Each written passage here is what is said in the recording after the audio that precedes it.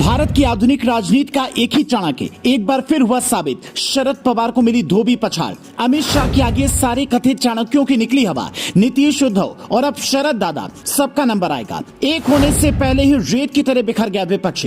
चुनाव से पहले एक और राज्य में होगी बड़ी टूट, रह जाएंगे दंग।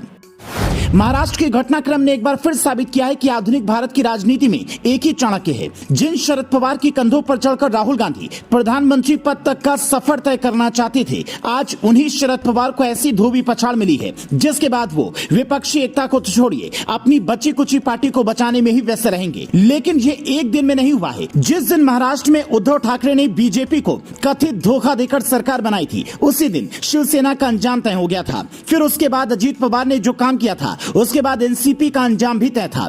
बस सही वक्त का इंतजार हो रहा था। चाणक्य की हाल की नीतियां जरा देख लीजिए। बिहार में नीतीश कुमार ने साथ छोड़ा, पार्टी टूटी। महाराष्ट्र में शिवसेना ने साथ छोड़ा, पार्टी टूटी और झंडा भी गया। एनसीपी ने सरकार गिरवाई तो पार्टी टूटी और शरद पवार को सबसे बड़ा झटका मिला।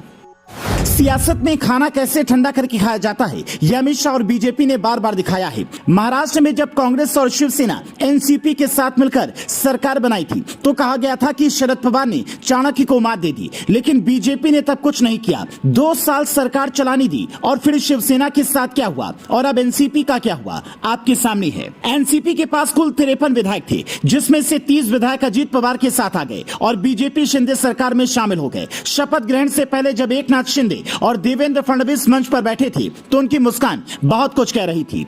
अब शरद पवार के पास 30 विधायक बचे हैं। हो सकता है कुछ और विधायक 1-2 दिन में फिर से अजीत पवार का गुट ज्वाइन कर लें। यह प्लान कितना पुराना था और बीजेपी को इस पर कितना विश्वास था, इसका अंदाजा आप इस बात से लगा सकते हैं कि महाराष्ट्र में 42 मंत्री बनाए जा सकते हैं, लेकिन अभी तक वहां पर 22 पद खाली थे, जिसका मतलब है कि सीएम और डिप्टी सीएम को पता था कि क्या होने वाला है। इसके अलावा कुछ दिन पहले जब शरद पवार ने इस्तीफा दिया था तब भी काफी बवाल हुआ था, लेकिन उसके बाद सुप्रिया सुले और प्रफुल्ल पटेल को कार्यकारी अध्यक्ष बनाया गया था। लेकिन वही प्रफुल्ल पटेल आज अजीत पवार के साथ हो गए हैं।